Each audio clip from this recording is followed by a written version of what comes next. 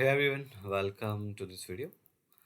इस वीडियो में मैं आपको बताने वाला हूँ कि न्यू जॉब निकल चुकी है एसएससी की ओर से। तो समझ लेते हैं क्या क्या इसके क्राइटेरिया है और क्या क्या चीज़ों में आप लोग को ध्यान देना है इस जॉब को भरने से पहले और कहाँ से आप इसे फिल करोगे। ओके। ये जो जॉब है वो आपके government of India ministry of personnel public grievances and pensions department of personal and training staff selection commission द्वारा निकाली गई है। ओके। वेबसाइट आपके सामने, आप इस वेबसाइट पे विजिट करके अप्लाई यहाँ से कर सकते हो।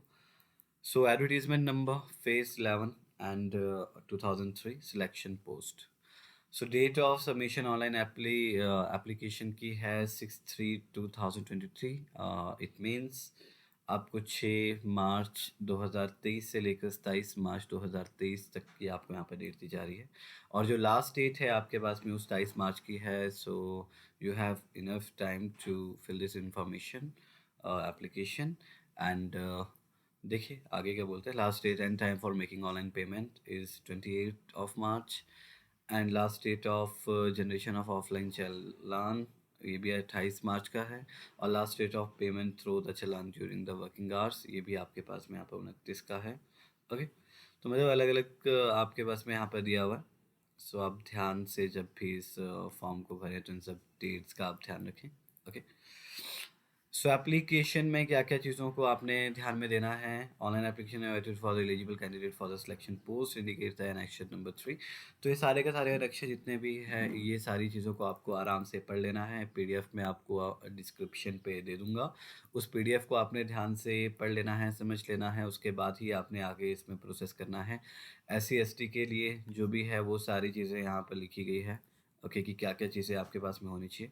लाइक कि SC ST applicant seeking fee concession age relaxation submit the required certificate as per the formal action 4।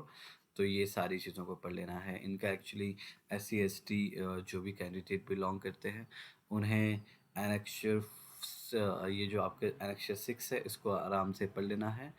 और इफ़ प्रॉपर फॉर्मेट होगा इनका अपना, उसी फॉर्मेट को आपको भरकर इन्हें सबमिट करना है ड्यूरिंग जब भी आपका इंटरव्यू कॉल कुछ भी इस तरह का रहे। तो इन सब चीज़ों का आपको ध्यान देना है। इकोनॉमिक वीकर्स के लिए भी स्पेशल चीज़ यहाँ पर बताई गई है, ये भी आप लोग को ध्यान से पढ़ लेना है। डेट्स वगैरह यहाँ पर डिफाइन कर दी गई है कि 27 मार्च यहाँ पर लास्ट डेट है। सेंट्रल गवर्नमेंट सिविलाइजेशंस एप्लीकेंट, तो अगर आप लोग यहाँ पर CGCE के अगर आप कैंडिडेट हो या फिर आप यहाँ पर जॉब करते हो तो उनके लिए क्या क्या चीज़ों का ध्यान देना है। ये इतना कुछ ज़्यादा ही इन्होंने यहाँ पर ब्रीफ किया है तो आप यहाँ पर पढ़ लेना है इसको।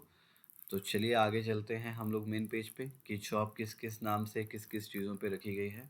वो आई थिंक मेन है उन सब चीज़ों को समझना। उससे पहले सेंटर्स ऑफ एग्जामिनेशन को भी समझना ज़रूरी है। ये पेज नंबर 18 में है। इस पेज नंबर 18 को भी ध्यान से आप लोगों ने पढ़ लेना है क्या क्या इसके सेंटर्स हैं। ओके। तो जॉब को अप्लाई करने से पहले इन सब चीज़ों का आप ध्यान दें। और स्कीम्स एंड एग्जामिनेशन में क्या क्या बोला जा रहा है ये बहुत इंपॉर्टेंट है। आई थिंक जनरल इंटेलिजेंस के आपके पास में क्वेश्चन 25 आएंगे और मैक्सिमम मार्क्स इसमें आपके पास में 50 है। और टोटल ड्यूरेशन आपके पास में 60 मिनट्स है। 80 minutes for candidate eligible for the subscribe as per the part 9.1 and 2। Okay. तो जनरल अवेयरनेस आपके पास में यहाँ पर 25 और क्वांटिटेटिव एप्टीट्यूड 25 और इंग्लिश ग्रामर आपके पास में इतना। ठीक है, ये नंबर ऑफ क्वेश्चंस आपके पास में यहाँ पर है, मैक्सिमम मार्क्स आपके पास में यहाँ पर है। ओके। तो marks scored by candidate in computer-based examination will be normalized by the using the formula published by the commission through notice number this and this, dated this. As such, normalization score will be used to determine the final merit and cut-off marks. तो यहाँ पर ध्यान दीजिएगा कि आपके पास में computer based examination रहेगी। आजकल जितनी भी एग्जामिनेशन हो रही है वो सारी कंप्यूटर बेस्ड ही हो रही है। तो ये एग्जामिनेशन भी आपकी कंप्यूटर बेस्ड ही रहने वाली है। Indicate the syllabus and computer based examination matriculation level का भी यहाँ पर बताया गया है। जो भी 10th तक के कैंडिडेट्स हैं उनके लिए ये सारी इन्फॉर्मेशन है। Please read it before you are applying. और फिर चलते हैं पोस्ट पे कि पोस्ट आपके पास में क्या क्या है। आई थिंक पोस्ट आपके पास में ज़्यादा ज़रूरी है। अभी कौन कौन सी पोस्ट है उससे पहले देख लेते हैं यहाँ पर। ये सारी इंस्ट्रक्शंस को एक बार ज़रूर पढ़ लें, वीडियो बहुत लंबी हो जाएगी, so I am not going to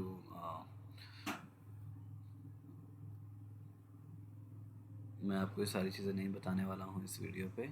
okay so और ये कुछ इंस्ट्रक्शंस है कि फ़ोटोज़ को किस तरह से आपको यहाँ पर रखना है, ये सारी चीज़ों को भी पढ़ लेना है। पेज नंबर 90 इसको पढ़ लेना है। Okay so here we are going to talk about the detail annexure 2। तो इन्फॉर्मेशन यहाँ पर दी हुई है पोस्ट के लिए। पोस्ट यहाँ पर आपके पास में दिया हुआ है, सारी चीज़ें यहाँ पर है कि पोस्ट नेम आपके पास में क्या क्या है। तो आप अपनी एलिजिबल पोस्ट के लिए पेज नंबर 94 को आप ध्यान से देख लें। 94 पेज नंबर की मैं बात कर रहा हूँ। 94 पेज को ध्यान से देख लें और 94 पेज में ही आपके पास में सारी चीज़ें हैं कि कितनी पोस्ट है, किस किस चीज़ के लिए पोस्ट है। तो इसको शुरू करने से पहले हम नोटिस कर लेते हैं ये सारी चीज़ें कि पोस्ट का नाम क्या है, डिपार्टमेंट कौन सा है, एज कौन सा है, पे स्केल कितना होने वाला है, लेवल 6 लेवल 4 ये सारे लेवल्स आपके पास में ऊपर दिए होंगे सारी चीज़ों के बारे में। सो EQ लेवल आपके पास में यहाँ पर है। एजुकेशन क्वालिफिकेशन क्या होना चाहिए आपके पास में, और SC के लिए, ST के लिए, OBC के लिए, अनरिजर्व्ड के लिए, और आपके पास में ASMO HHH अलग अलग कैटेगरीज वाइज यहाँ पर वैकेंसीज है। सो आप यहाँ पर अपने हिसाब से पोस्ट को देख सकते हैं और इसको अप्लाई कर सकते हैं। So thanks for watching this video. अगर आपको ये पसंद आया हो तो इसे लाइक, सब्सक्राइब और शेयर ज़रूर करें और मुझे बताएं। Thank you.